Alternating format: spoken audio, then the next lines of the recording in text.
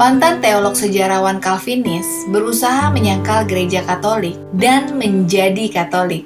Kisah dari Dr. David Anders oleh Joshua Charles dalam kisah perjalanannya menjadi Katolik. Dan ini pelajaran yang dibagikannya part 28 bagian 1 dari 34. Hanya sedikit kisah pertobatan yang mempunyai pengaruh besar terhadap pertobatan saya, seperti cerita Dr. David Anders. Sebelum menjadi Katolik, ia adalah seorang teolog dan sejarawan Calvinis yang berupaya membela reformasi dan menyangkal Katolik. Namun, setelah bertahun-tahun mempelajari sumbernya, Dr. Anders sendiri akhirnya menjadi Katolik. Ia menyadari bahwa para reformis itu sendiri tidaklah seperti apa yang telah diajarkan kepadanya, dan bahwa gereja kuno bukanlah sebuah contoh dari Protestantisme yang murni dalam tanda kutip, yang telah melepaskan diri dari teritip Katolik yang korup dalam tanda kutip yang telah berkembang selama berabad-abad. Telah sepenuhnya benar dan sepenuhnya Katolik. Saya telah bertemu dengan beberapa orang yang telah memaparkan kasus historis dan teologis gereja Katolik, juga Dr. Anders. Hal yang sangat menarik bagi saya sebagai seorang intelektual yang berupaya untuk sangat teliti dalam semua penelitian saya, terutama dengan sumber-sumber asli, adalah bahwa tidak seperti banyak orang yang sering melakukan proof text atau teks bukti terhadap beberapa bapa dan orang lain, yang penelitiannya jarang lebih dari sekedar membaca beberapa buku. Dan dalam beberapa penelusuran Google, Dr. Anders benar-benar membaca semua tulisan yang paling kuat klaimnya. Misalnya, dia membaca setiap kata yang ditulis oleh Santo Agustinus dan John Calvin. Dan sangat sedikit yang melakukan penelitian selengkap ini. Bagi saya percaya bahwa ada tuntutan yang diajukan terhadap gereja Katolik dari pihak Protestan. Maka, tuntutan terkuat hanya dapat diajukan oleh kaum Calvinis, yaitu mereka yang mengaku direformasi, dalam tanda kutip. Oleh karena itu, fakta bahwa Dr. Anders sendiri adalah seorang Calvinis yang menjadi Katolik sangat menarik bagi saya. Ada banyak contoh memang seperti itu, namun hanya sedikit yang mendalami sumbernya seperti yang ia lakukan. Pertobatannya menjadi Katolik memakan waktu lebih dari 1 dekade, dan di akhir pendalamannya, ia menyadari bahwa gereja Katolik adalah persis yang diklaimnya selama 2000 tahun. Gereja yang didirikan oleh Kristus. Selama bertahun-tahun, saya merekomendasikan teman Protestan saya untuk mendengarkan cerita Dr. Anders. Faktanya, saya sudah sering melakukannya, hingga saya memutuskan untuk membuat satu artikel besar di mana saya dapat membagikan video tentang apa yang saya anggap sebagai wawancara terbaiknya, dan memberikan transkrip berdasarkan subjek dari beberapa bagian yang paling kuat. Wawancara tersebut merupakan bagian dari acara bertajuk The Journey Home yang dimulai oleh Marcus Gordy, seorang mualaf dari Protestantisme Reformasi atau Calvinisme. Ini terdiri dari wawancara Gordy terhadap berbagai orang yang memeluk agama Katolik. Banyak dari mereka berasal dari Protestan, dan juga ada orang-orang Yahudi, orang suci zaman akhir Mormon, Buddha ateis, dan lain-lain. Saya akan meliput wawancara Dr. Anders di The Journey Home. Yang pertama tanggal 8 Februari 2010, yang kedua 15 Januari 2019, dan yang ketiga wawancara bersama dengan sesama mualaf Protestan Ken Hensley yang mulai tanggal 5 Februari 2019. Wawancara pertama pada tanggal 8 Februari 2010. Jadi, Dr. Anders memiliki masa kecil yang sangat mirip dengan masa kecil saya. Meskipun saya lebih bersifat non-denominasi, dan dia lebih jelas bersifat Presbyterian. Perjalanan intelektual kami menuju iman Katolik sangat mirip. Ia dibesarkan dalam lingkungan yang disebutnya sebagai denominasi Presbyterian Evangelis yang sangat konservatif, yang sangat peduli untuk menyelamatkan sebanyak mungkin orang. Dia juga diajari teolog yang berpusat pada dilahirkan kembali dengan meminta Yesus untuk masuk ke dalam hati kita. Dia menggambarkan menjadi Katolik sebagai hal terakhir yang saya pikir akan saya lakukan. Setelah tumbuh dewasa dengan keyakinan bahwa gereja Katolik adalah antikristus atau gereja setan, katanya, jadi Dr. Enders bertekad untuk menjadi teolog Protestan terbaik yang dia bisa, dan sebagian besar untuk menyangkal ajaran Katolik. Dr. Enders mengatakan seperti ini, "Saya memutuskan dengan persetujuan istri saya bahwa saya benar-benar ingin masuk seminari, dan saya ingin mengabdikan hidup saya untuk belajar teologi. Dan sejujurnya, salah satu tujuan utama saya adalah memerangi gereja Katolik. Saya menganggap tugas saya sebagai seorang teolog Protestan evangelis untuk menunjukkan bahwa reformasi benar berada pada pijakan yang kuat dan bahwa gereja Katolik itu salah. Itulah tujuan saya. Membujuk seorang Katolik untuk memeluk agama ini hampir merupakan bentuk spiritualitas tertinggi yang dapat saya praktekkan. Saya berkuliah di Wheaton College, yang saat itu bernama Trinity Evangelical Divinity School. Sekolah itu terkenal dan bergengsi di dunia Protestan evangelis. Di seminari, saya mempelajari sejarah gereja secara mendalam dan bahkan mengambil jurusan itu. Saya berencana menjadi guru dan profesor seminari. Dan tujuan utama saya dalam mengajarkan sejarah gereja adalah untuk membenarkan reformasi. Nah, di seminari, dia mulai belajar tentang sejarah gereja, namun sebagian besar berasal dari Martin Luther. Kata Dr. Enders lagi, salah satu hal yang merupakan bagian tak terpisahkan dari identitas Protestan adalah gagasan bahwa gereja mula-mula itu masuk akal. Kami tidak pernah diberitahu secara pasti apa yang kami maksud dengan gereja mula-mula. Jadi, kita tidak tahu kapan gereja mula-mula itu runtuh. Namun, pada titik tertentu, gereja diduga kehilangan kemurnian Injil dan ditemukan kembali oleh Martin Luther pada abad ke-16. Lalu, Dr. Enders menjelaskan bahwa 1500 tahun sebelumnya hampir tidak pernah dianalisis sama sekali dengan satu pengecualian, yaitu Santo Agustinus. Dr. Enders mengatakan lagi, ketika Anda masuk seminari dan mulai belajar, dan Anda benar-benar mendesak dan berkata, siapakah orang-orang Kristen mula-mula ini? Satu jawaban yang pernah Anda berikan adalah mereka mengasihi Bapa Gereja, yaitu Santo Agustinus dari Hippo. Mereka mencintai Santo Agustinus karena Santo Agustinus mempunyai doktrin kasih karunia yang sangat tinggi. Santo Agustinus sangat menyukai Alkitab dan mereka pikir mereka menemukan beberapa kesamaan dari Santo Agustinus ini. Jadi, studi kita tentang para bapa di seminari itu benar-benar berfokus pada beberapa tema ketika kita dapat menemukan kesamaan. Khususnya pada Santo Agustinus dalam pertarungannya dengan para bidah, Pelagian, mengenai isu-isu kasih karunia, pembenaran, dan keselamatan, mereka tertarik pada isu-isu tersebut. Dan mereka selalu menafsirkan dengan pandangan yang sangat Protestan. Jadi itulah pemaparan saya pada tahap pendidikan saya kepada para bapa. Setelah menyelesaikan seminari, Dr. Enders memutuskan untuk mengejar gelar PhD dalam teologi sejarah di Departemen Agama yang terhormat di Universitas Iowa. Sekali lagi, dia memilih untuk fokus pada reformasi, dan khususnya pada pemikiran dan tulisan John Calvin. Dr. Enders berkata lagi, saya benar-benar ingin mempersiapkan silsilah saya untuk menjadi profesor teologi Protestan yang sempurna, mempelajari semua sumber kepercayaan Protestan ini. Dan kemudian, Dr. Enders berhenti sejenak, menarik nafas dalam-dalam, dan berkata lagi, dan dengan kasarnya, saya dibangunkan. Kebangkitan Dr. Enders terjadi di tangan Santo Agustinus. Dia menggambarkan apa yang terjadi. Dr. Enders mengatakan, saya mempelajari segala sesuatu yang seharusnya saya pelajari. Dan petunjuk pertama bahwa ada sesuatu yang tidak beres adalah ketika saya benar-benar mulai mendalami Santo Agustinus dari Hippo. Dialah satu-satunya bapak gereja yang terutama disebut oleh para Protestan sebagai inilah orang yang percaya seperti kita.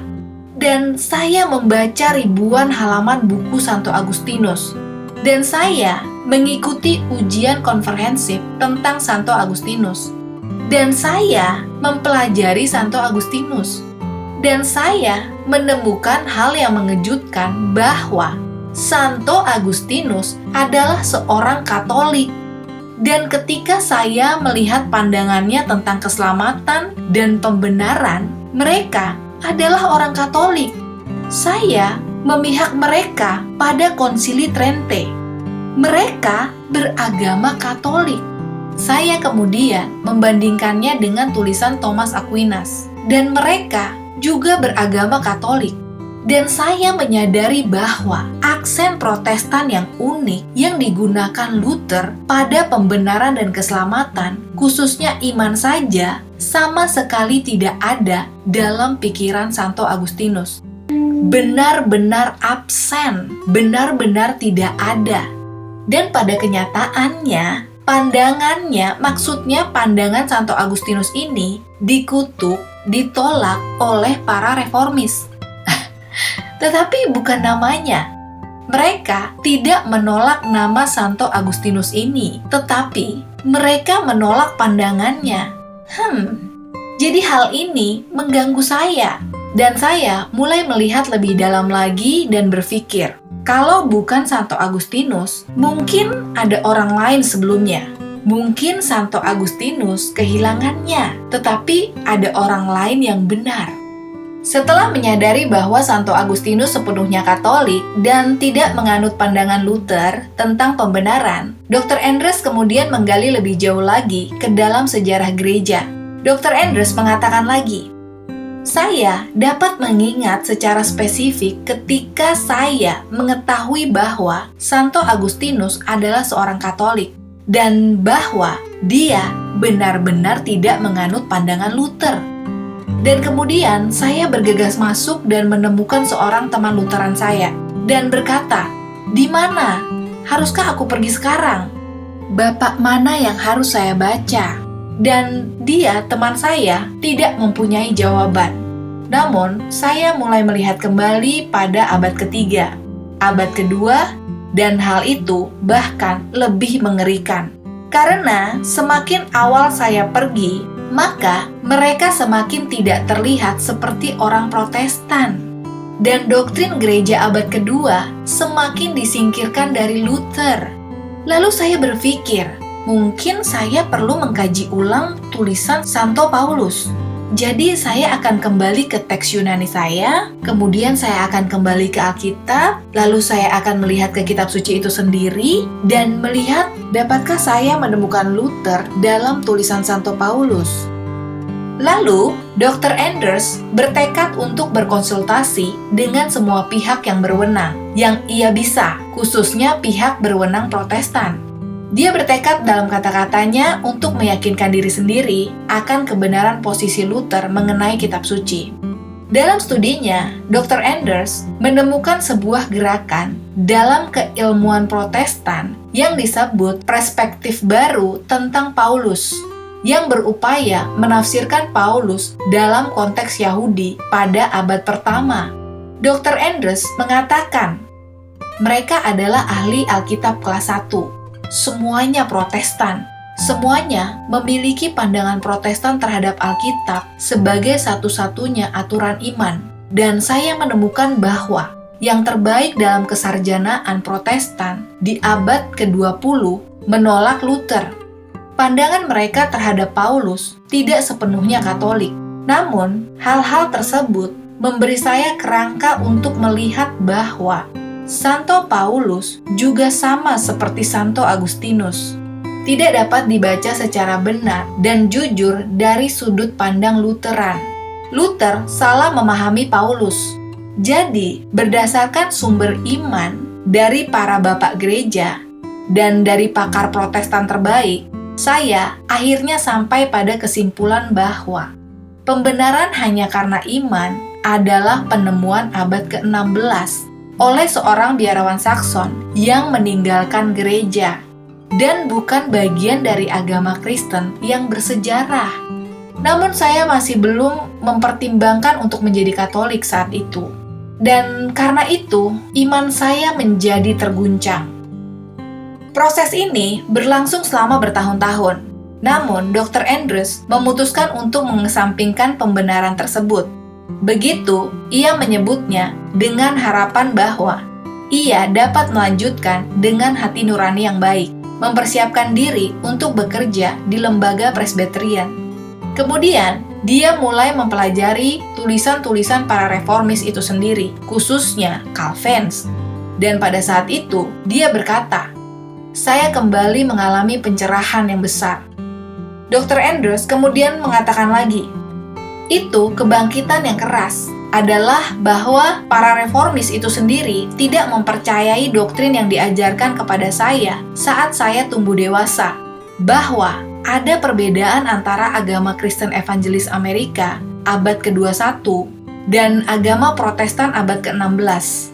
Dan secara khusus, coba kita beralih ke doktrin dilahirkan kembali. Mengundang Yesus ke dalam hati Anda harus dilahirkan kembali. Ini tidak ada.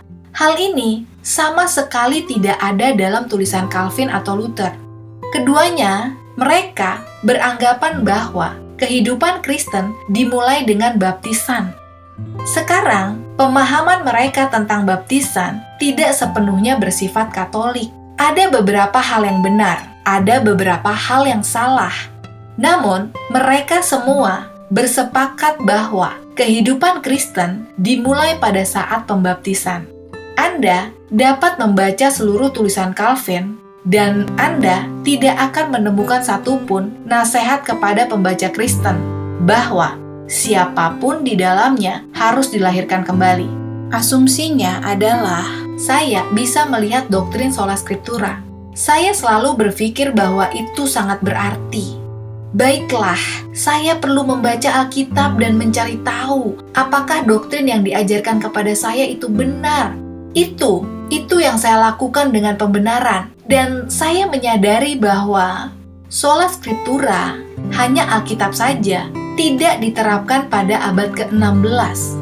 Faktanya, Calvin secara khusus mempunyai pandangan yang sangat tinggi terhadap otoritas ilahinya sendiri untuk menafsirkan Alkitab. Dan pada kenyataannya, ia sangat menentang kaum awam di gerejanya sendiri yang menentang otoritas untuk menafsirkan kitab suci atau memberikan penafsiran yang berbeda. Ada kontroversi yang sangat dikenal di masa hidupnya dengan seorang bernama Bolsek mengenai doktrin atau predestinasi, dan dia berdebat dengan Calvin tentang predestinasi ini. Namun, bagi saya, hal yang paling menarik tentang konflik itu bukanlah takdir. Itu adalah asumsi tentang siapa yang berhak menafsirkan kitab suci. Dan ketika Anda membaca tanggapan Calvin, itulah yang benar-benar membuatnya kesal. Orang awam berani menentang haknya untuk menafsirkan Alkitab dengan otoritas. Dan saya mulai melihat gagasan tentang otoritas gereja dan sola scriptura. Cara hidup kita di Amerika pada abad ke-20 berbeda dengan cara mereka menjalankannya pada masa reformasi. Lalu, Andres kemudian mendapatkan pencerahan yang besar, yang keras, lainnya, kali ini tentang pandangan Calvin yang tertinggi terhadap otoritas gereja. Penolakannya terhadap kaum awam untuk menafsirkan kitab suci bagi diri mereka sendiri. Dan fakta yang meresahkan bahwa berbagai sekte Protestan mulai terpecah belah karena doktrin yang mereka anggap hidup dan mati penting, namun sudah lama ditinggalkan oleh kaum evangelis modern. Dan Dr. Anders berkata lagi, ada sejumlah bagian dalam Calvin, Anda tidak akan mendengarnya di gereja Presbyterian saat ini. Tetapi, ketika saya masuk ke sumbernya, saya melihat bahwa dia mengaku sebagai seorang nabi. Dia mengaku berbicara dengan otoritas ilahi. Dia sangat yakin akan perlunya penabisan, kecuali dalam kasusnya sendiri, karena dia melihat dirinya dipilih secara khusus oleh Tuhan untuk peran ini. Dia telah dibangkitkan seperti seorang rasul. Dan ini adalah jenis bahasa yang dia gunakan untuk dirinya sendiri. Ada permasalahan lain yang menurut saya sangat meresahkan ketika saya membandingkan pendidikan Injili saya dengan para reformis. Dan ini ada hubungannya dengan eklesiologi yang lebih dari sekedar persoalan otoritas. Hal-hal ini seperti sakramen Ekaristi. Apakah bagian ini penting dari iman Kristen? Atau apakah ini tidak penting? Bisakah kita membuangnya? Dan saat tumbuh dewasa, pandangan kami adalah jika seseorang dilahirkan kembali, mereka percaya pada keselamatan melalui iman saja. Mereka percaya pada Alkitab sebagai satu-satunya aturan iman. Maka mereka termasuk di dalamnya. Dan jika mereka tidak setuju dengan baptisan atau perjamuan Tuhan atau pemerintahan gereja, ini adalah masalah yang tidak penting. Dan Anda bisa membiarkannya berlalu begitu saja. Ini merupakan elemen kunci dari iman Injili. Kami sebenarnya bangga pada diri kami sendiri karena tidak memunculkan tembok pemisah antara Presbyterian, Metodis, dan Baptis. Kita semua hanyalah saudara di dalam Tuhan. Dan ketika saya kembali ke abad ke-16, saya menemukan hal itu sama sekali bukan pandangan reformis. Calvin sendiri sebenarnya mengatakan dalam sebuah risalah kecil yang ditulisnya pada tahun 1540-an bahwa pemahaman yang tepat tentang Ekaristi diperlukan untuk keselamatan. Dan seperti yang Anda ketahui, Luther ingin berperang mengenai isu Ekaristi daripada bergabung dengan kelompok Zwinglian yang adalah seorang teolog reformis dari Swiss mengenai apa yang ia anggap sebagai doktrin sesat tentang Ekaristi. Ia berpikir gereja reformis Calvinis lebih buruk dibandingkan Katolik. Jadi persoalan-persoalan yang dihadapi sekte Protestan ini adalah persoalan hidup atau mati. Dan sekali lagi, saya terbangun dan menyadari, apakah masalah ini hidup atau mati? Saya selalu berpikir bahwa hal-hal ini bersifat variabel, tidak penting. Namun, di sini, nenek moyang saya mengatakan kepada saya bahwa hakikat Ekaristi, baptisan, otoritas gereja, semua ini adalah isu-isu yang layak untuk diperjuangkan dan layak untuk dibuang. Dan pertanyaannya, apakah saya perlu mengkaji ulang permasalahan ini? Saat itu, Dr. Anders tahu dia dalam masalah. Segala sesuatu yang telah diajarkan atau diasumsikan kepadanya tentang iman Presbyterian evangelisnya mulai runtuh. Pada titik inilah, doktrin Katolik yang pertama mulai menarik perhatiannya, yaitu mengenai pemujaan terhadap para santo dan relik. Dr. Anders menggambarkan bagaimana penelitian sejarahnya menuntunnya untuk menyadari bahwa hal ini bukan hanya sekedar penemuan abad pertengahan, namun telah menjadi bagian penting dari kekristenan sejak awal. Dan Dr. Anders mengatakan, "Saya menjadi sangat khawatir saat ini. Ada potongan teka-teki lainnya dalam karya disertasi saya. Saya banyak mempelajari tentang sejarah spiritualitas dan devosi, dan saya mempelajari gereja mula-mula lagi, dan saya menemukan fakta lain yang sangat meresahkan saya. Dan itu adalah lazimnya penghormatan terhadap orang kudus dan relikwi di gereja kuno. Saya selalu menganggap hal-hal ini sebagai penemuan abad pertengahan, benar-benar sebuah deformasi iman atau sebuah perubahan, sesuatu yang dibawa oleh gereja abad pertengahan. Sejauh yang saya bisa lihat, tidak ada dasar Alkitabiah untuk hal ini. Tentu saja, tidak ada dasar apapun di gereja mula-mula untuk hal ini. Dan pencerahannya benar-benar muncul di kepala saya ketika saya membaca sebuah studi tentang pemujaan relik oleh mendiang sejarawan antik, yaitu Peter Brown. Dan dia membuat pernyataan, kira-kira seperti ini pernyataannya, bahwa Anda dapat melacak perkembangan agama Kristen di dunia kuno dengan melacak pertumbuhan peninggalan pemujaan, bahwa keduanya saling berhubungan.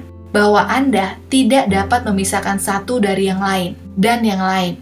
Lalu saya mulai menyelidikinya dan saya menemukan bahwa ini benar. Kemanapun Anda pergi, semua bapa, Santo Agustinus, Santo Hieronymus, tidak peduli siapapun yang Anda lihat, penghormatan terhadap para santo, tempat relikwi dalam kehidupan gereja tidak dapat dibedakan. Saya selalu menganggap hal ini hampir memuakkan bagi kepekaan Protestan. Dan saya menyadari bahwa saya bukanlah satu-satunya. Ada orang lain di dunia kuno yang juga menganggapnya mual. Dan orang itu adalah orang-orang kafir. Sebagai kaum evangelis, kami diajari bahwa hal ini adalah sesuatu yang dibawa oleh umat Katolik abad pertengahan dari dunia pangan. Dan saya mengetahui bahwa si Julian yang murtad ini, kaisar pangan yang ingin menetapkan kembali paganisme, hal yang benar-benar membuatnya muak dengan agama Kristen adalah kenyataan bahwa orang Kristen adalah orang-orang yang membawa tulang-tulang mati. Karena dalam paganisme, mereka selalu memisahkan kuburan orang mati dari kehidupan kota. Kota itu seharusnya berada di bawah perlindungan para dewa. Dan para dewa menganggap tulang-tulang mati sangat tidak menarik. Dan Anda akan menyinggung para dewa jika Anda membawanya ke tempat pemujaan. Tapi umat Kristen justru sebaliknya. Dan hal itu mengguncang saya. Dan saya berpikir, baiklah, saya harus benar-benar memeriksa apa yang mendasari hal ini. Dan apakah ada alasan bagi ketertarikan terhadap orang mati ini? Peranggapan teologi saya tidak punya tempat untuk itu. Namun saya berpikir, apa alasannya? Apa alasannya? Dan ketika saya mulai mempelajari pertanyaan ini, saya menyadari bahwa jika saya berpikir terbuka mengenai hal ini, sebenarnya ada alasan kuat dari sudut pandang Alkitabiah, dari sudut pandang Kristen, dan bahkan dari sudut pandang kebaktian. Sebuah pengabdian kepada Kristus, dan hal itu adalah sebagai berikut, yaitu Kitab Suci mengajarkan dan tradisi mengajarkan bahwa gereja adalah tubuh mistik Kristus. Dan dalam arti sebenarnya, ketika saya menyentuh orang Kristen, saya menyentuh Kristus. Dan sama seperti orang sakit, menyentuh tubuh Kristus. Dan disembuhkan ketika saya menyentuh tubuh Kristus. Di dalam anggota tubuhnya, saya mengalami kontak dengan Kristus. Dan ketika saya memikirkan hal itu, saya menyadari hal ini mempunyai dasar Alkitabiah. Pertama-tama, dalam Perjanjian Lama, dalam 2 Raja-Raja 13 ayat 21, ketika mayat dilempar ke dalam makam Nabi Elisa dan mengenai tulang-tulang Elisa, dan mayat itu hidup kembali. Jadi, kita mempunyai bukti Alkitabiah tentang gagasan relik yang memiliki kekuatan ajaib. Dan kemudian, dalam Perjanjian Baru, tentu saja Santo Paulus, Anda tahu, sapu tangan disentuhkan kepada Santo Paulus dan orang-orang disembuhkan, hidup kembali, dan seterusnya. Seperti dalam Kisah Para Rasul 19 ayat 11-12. Dan saya melihat hal yang sama terjadi dalam kehidupan dan tulisan para bapa. Santo Agustinus memiliki cerita dalam pengakuan iman tentang menemukan beberapa relik orang suci setempat di Milan. Dan ketika ada orang buta yang pergi dan menyentuh peti mati tersebut, dan ia dapat melihat lagi. Seperti dalam buku Santo Agustinus yang berjudul Confessions, buku 9 bab 7. Namun, ketika saya melihatnya berdasarkan doktrin tubuh mistik Kristus, saya menyadari penghormatan Katolik terhadap orang-orang kudus. Ini bukan mengalihkan pandangan kita dari Kristus. Kaum Protestan berbicara tentang kami hanya percaya pada Kristus dan kalian, umat Katolik, mengimpor semua hal lainnya. Tidak. Iman Katolik begitu kuatnya bersifat kristosentris atau kekekalan. sehingga kita dapat menemukan Kristus dalam segala hal, khususnya dalam tubuhnya, yaitu gereja. Dan tiba-tiba, gagasan itu berubah dari gagasan yang menjijikkan menjadi gagasan yang sangat indah bagi saya. Itu menjadi menarik. Saya juga menyadari bahwa pandangan Protestan mengenai orang mati adalah bahwa kematianlah yang menang. Kematian menang. Kematian menciptakan tirai penghalang, pintu antara gereja di bumi dan gereja di surga. Dan gereja di surga mengabaikan kita, tidak memperdulikan kita, tidak mengetahui tentang kita. Tentu saja tidak berdoa untuk kita. Ia tidak memiliki kontak dengan kita. Namun, sudut pandang Katolik adalah bahwa salah satu alasan kita menghormati relikwi adalah karena relikwi itu merupakan gambaran awal dari kebangkitan orang mati. Menyaksikan iman kami bahwa tulang-tulang ini akan hidup kembali karena telah dipersatukan dengan Kristus. Mereka telah ditempatkan dalam kesatuan dengan Kristus. Dan dari sudut pandang Katolik, karena hubungan kita dengan para orang suci, kita bersukacita atas kematian. Karena kita tahu bahwa kita baru saja berubah dari yang lebih baik menjadi yang lebih baik. Dan mereka tidak mengabaikan kita. Mereka terus mengasihi kita, mendoakan kita, dan tetap bersatu dengan kita. Dan begitu Anda sudah merasakan pengalaman ini, Anda tahu bahwa hal itu tidak menjauhkan Anda dari Yesus. Itu sangat menghidupkan iman Anda kepada Kristus.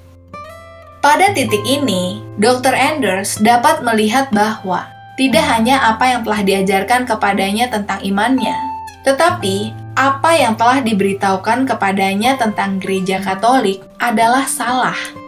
Isu terbesar berikutnya adalah Alkitab itu sendiri. Dr. Anders menggambarkan sebagai, ia mengatakan, kemudian saya menyadari ada satu masalah besar lagi yang harus saya atasi.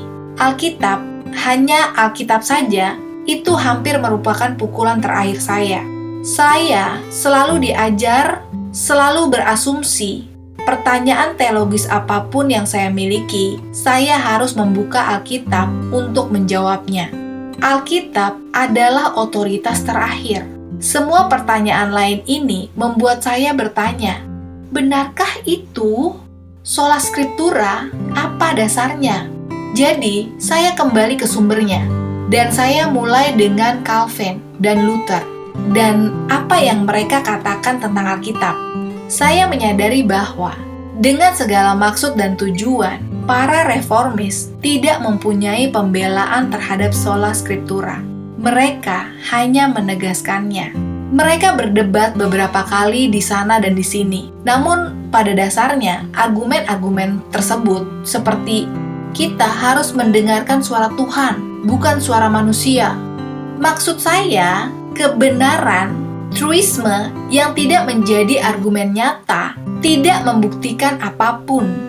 Atau Yesus mengutuk tradisi ketika dia menyerang orang-orang Farisi dan para nabi. Namun, tidak ada argumen yang mendukung. Oke, kita tahu dari otoritas ilahi bahwa hanya Alkitab yang merupakan aturan iman. Tidak ada hal seperti itu yang terjadi di kalangan reformis. Jadi, saya harus melanjutkannya. Jadi, saya beralih ke Protestantisme abad ke-17, para teolog skolastik Protestan, dan saya mulai menemukan lebih banyak argumentasi tentang Alkitab.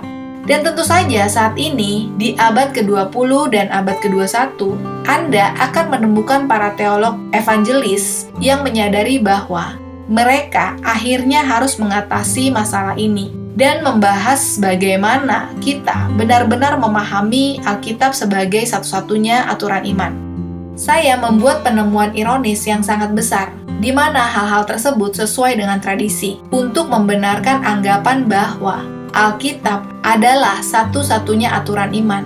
Mereka mengacu pada tradisi.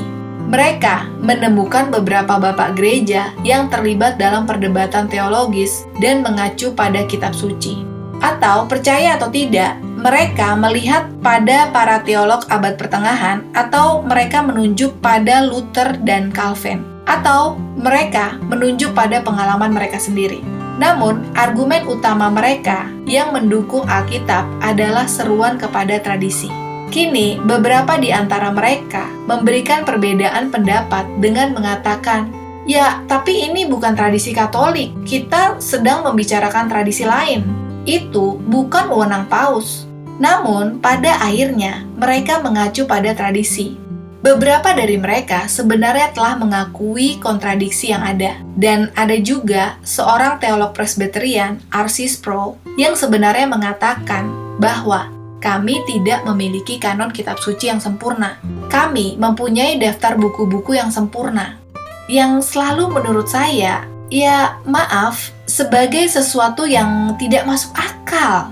Saya menyadari bahwa jika Anda hanya berpegang pada gagasan tentang Alkitab saja, maka tidak ada dasar bagi hal itu dalam sejarah.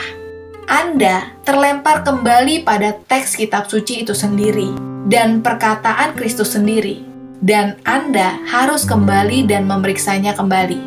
Anda tahu, kami selalu diajari bahwa Yesus menolak tradisi. Tradisi manusia itu buruk.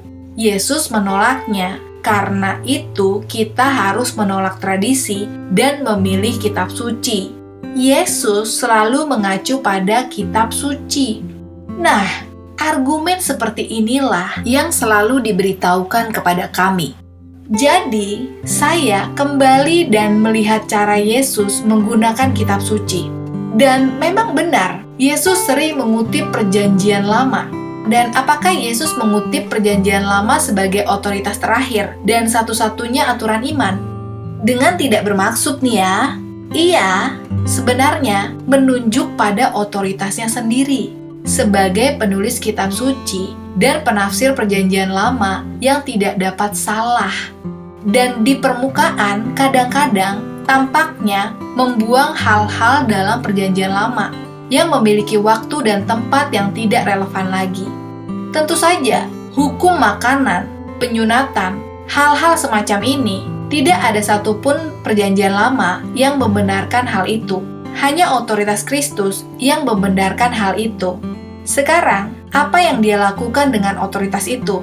Baiklah, dia berkata kepada para rasul, "Kepadaku telah diberikan segala kuasa di surga dan di bumi. Oleh karena itu, pergilah ke segala bangsa dan ajarkan segala sesuatu yang telah aku perintahkan kepadamu, dan aku akan menyertai kamu."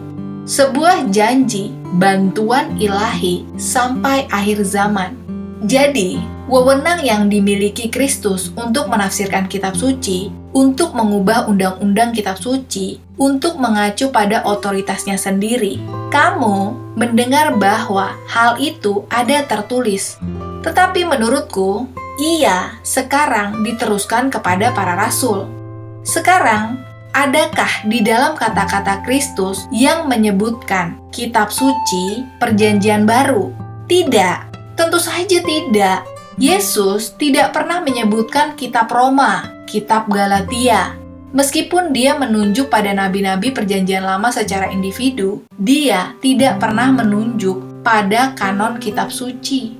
Jadi, dari manakah gagasan tentang kanon ini berasal? Dan tentunya, jika Anda mempelajari sejarahnya, Anda pasti tahu. Pada masa gereja mula-mula, ya, orang-orang Kristen mula-mula menghormati tulisan-tulisan para rasul. Mereka menyebarkannya dan membagikannya satu sama lain. Mereka menemukan bahwa mereka memiliki daftar yang berbeda. Tidak semuanya memiliki buku yang sama. Jadi, apa yang mereka lakukan? Mereka memohon kepada otoritas magisterium atau otoritas pengajaran gereja yang masih hidup, yaitu Paus Damasus I. Ia meminta bantuan kepada Santo Hieronymus, Santo Agustinus, untuk mengadakan konsili di Afrika Utara. Dan para bapak gereja memeriksa pernyataan tersebut dan menentukan apa yang termasuk dalam kanon dan apa yang bukan. Oleh karena itu, Alkitab yang dianut oleh para kaum Protestan, yang menurut mereka merupakan satu-satunya aturan iman, adalah produk otoritas magisterial yang diberikan kepada gereja oleh Yesus Kristus. Yesus tidak pernah berkata, Alkitab adalah aturan iman. Dia memberikan kita ajaran gereja sebagai aturan iman.